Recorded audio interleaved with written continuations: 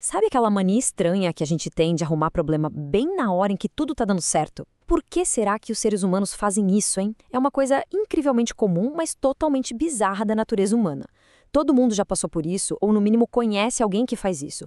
Criar uma crise do nada, começar uma discussão ou caçar defeito exatamente naqueles momentos em que a vida tá indo super bem. Pois é, na nossa análise visual de hoje, a gente vai desvendar esse mistério psicológico. Então, vamos direto ao ponto. O tema 15 é Quebrando o Limite da Felicidade.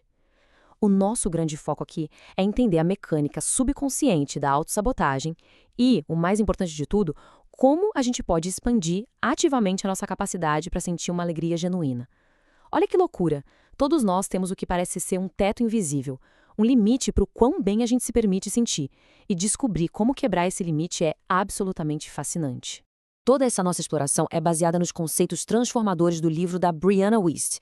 Ela explora de um jeito brilhante como o domínio dos nossos pensamentos literalmente molda a realidade em que a gente vive. O que vamos ver agora é um destilado visual de como a mente opera e por que, na grande maioria das vezes, é a nossa própria percepção e não o mundo lá fora que precisa de um belo ajuste. Vamos ver como tudo isso se constrói, começando pela seção 1, o paradoxo da felicidade. Existe um desconforto gigante quando a gente percebe que as pessoas geralmente preferem o que é familiar e confortável em vez da felicidade real. Essa citação na tela mata a charada. Nós criamos problemas sem necessidade porque temos medo de realmente viver. Aquele padrão exaustivo de ficar gerando crises é, na verdade, uma técnica de fuga muito bem elaborada. O objetivo do nosso subconsciente é criar uma distração para não termos que lidar com aquela tremenda vulnerabilidade que aparece quando finalmente começamos a viver exatamente a vida que sempre sonhamos. O que nos leva direto para a seção 2, o limite superior. Para entender como quebrar esse ciclo de fuga, a gente precisa olhar para a engrenagem psicológica por trás desse comportamento que parece totalmente lógico. Tem um conceito do Gay Hendricks chamado limite superior. Basicamente, ele define que todos nós temos uma cota invisível de conforto, uma capacidade bem específica e limitada de quanto bem-estar a gente consegue tolerar. Imagina que é literalmente um termostato emocional interno. Quando a vida começa a ficar melhor do que a temperatura para a qual esse termostato está programado, bum, o alarme interno dispara na hora. E o que acontece quando esse limite superior é ultrapassado? Assim que as coisas excedem essa nossa cota de conforto, os mecanismos de autossabotagem são acionados quase que instantaneamente. A mente começa a buscar de forma desesperada um jeito de voltar para aquela zona de conforto conhecida. E como a nossa mente só entende e aceita o que ela já conhece, esses sentimentos positivos, gigantes e novos acabam sendo interpretados pelo cérebro como algo ruim ou até perigoso, pelo simples fato de serem desconhecidos. Louco, não é? Isso nos guia para a seção 3. A armadilha da familiaridade.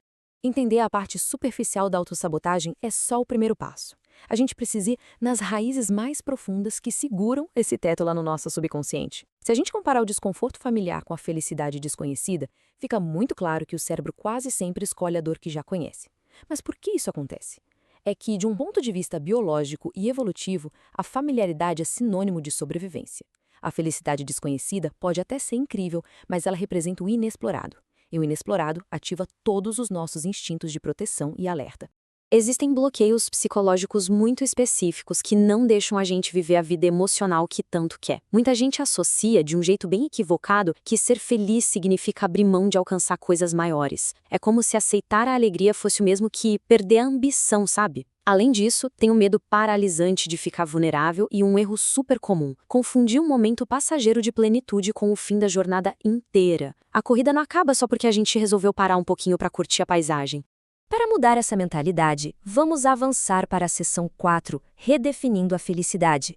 A gente precisa, com urgência, quebrar alguns mitos culturais sobre o que realmente significa ter uma vida gratificante. Tem essa crença popular exaustiva de que a felicidade precisa ser um pico constante de alegria, estar sorrindo o tempo todo. Mas isso é totalmente insustentável. A verdadeira felicidade sustentável é, na verdade, ter uma linha de base expandida para a nossa percepção. É ter a habilidade de processar emoções de forma saudável, viver os altos e baixos da vida e ter a capacidade de voltar mais rápido para um estado geral de contentamento e paz.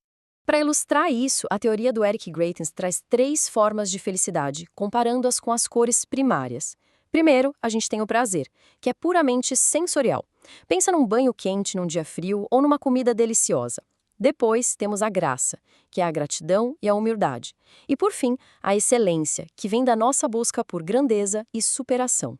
Para ter uma vida inteiramente satisfatória, não dá para apoiar tudo em uma coisa só. A gente precisa de uma mistura bem equilibrada dessas três formas primárias. É igualzinho a pintar um quadro. Dando um destaque todo especial para a felicidade da excelência, o conceito aqui é se apaixonar pela caminhada, e não apenas pelo topo da montanha. É um tipo de alegria que não te dá aquela recompensa imediata, sabe? Ela exige que a gente abrace um desconforto bem palpável, construa resiliência emocional com o passar do tempo e desenvolva a verdadeira maestria através do esforço contínuo. É um desafio, então. E é absolutamente essencial entender essa relação aqui, a capacidade de sentir alegria versus a capacidade de conhecer a dor. O prazer sensorial nunca vai curar a dor, porque eles são, no fim das contas, lados da mesma moeda. Uma grande verdade, tanto filosófica quanto biológica, é que o mundo existe na dualidade. A nossa capacidade de vivenciar uma luz intensa exige uma capacidade igual de suportar e compreender a escuridão. Bom, agora que a gente já entendeu quais são os obstáculos, vamos para a seção 5, expandindo a tolerância. Vamos olhar para as estratégias práticas. Como é que a gente rompe de vez esse limite superior e treina a nossa mente? Primeiro, é preciso praticar ativamente o ato de sentir as emoções positivas. Não deixe que aquela alegria suma em segundos. Estenda a sensação propositalmente. Segundo, é preciso literalmente sentar e aceitar aquele desconforto estranho que a alegria traz no começo. E terceiro, a gente precisa usar a lógica de forma bem consciente para desmantelar essa resistência mental. E nesse processo todo, o papel da lógica é simplesmente vital. Enquanto a paixão tenta só colocar um band-aid mascarando emoções antigas com coisas novas, uma mente guiada pela lógica funciona como uma âncora firme. A lógica avalia de onde vem a dor, de verdade, eleva o nosso nível de consciência e vai desfazendo aquele nó de pensamentos irracionais. É o que os budistas chamam de mente de macaco, aquela tagarelice interna que gera um baita estresse sem nenhum motivo real para existir. Então, chegamos num ponto crucial. A gratidão não é um sentimento passivo que a gente tem que ficar esperando cair do céu. A gratidão nasce da lógica. Escolher focar no que há de bom e valorizar o que está funcionando é uma decisão super consciente da nossa parte. E, consequentemente, uma vida feliz nasce dessa prática diária e deliberada da gratidão. É uma ferramenta muito, muito prática para sintonizar a mente, focar e realmente conseguir sustentar o bem-estar. A gente tem que lembrar sempre que a mudança autêntica não vem de tentar arrumar o que está lá fora. Imagina que a gente está num cinema. Tentar mudar o mundo externo para conseguir ser feliz é a exata mesma coisa que tentar arrumar o filme passando a mão direto na tela de projeção. Não faz o menor sentido. O verdadeiro trabalho é olhar lá para trás, para dentro e ajustar o foco do projetor, ou seja, limpar as lentes da nossa própria mente. As palavras da Byron Katie resumem isso de um jeito maravilhoso. Uma vez que percebemos onde está o cisco, podemos limpar a própria lente. Este é o fim do sofrimento e o começo de um pouco de alegria no paraíso. Assumir a responsabilidade por essa nossa linha de base da felicidade, limpando as nossas próprias lentes mentais, é o que de fato quebra esse ciclo sem fim de problemas que nós mesmos criamos. O que nos deixa com esta provocação final. Muito desse nosso esforço exaustivo do dia a dia não é uma corrida em direção a um futuro incrível. Na verdade, é mais uma tentativa desesperada de fugir da gente mesmo e daquelas emoções que a gente nunca processou direito.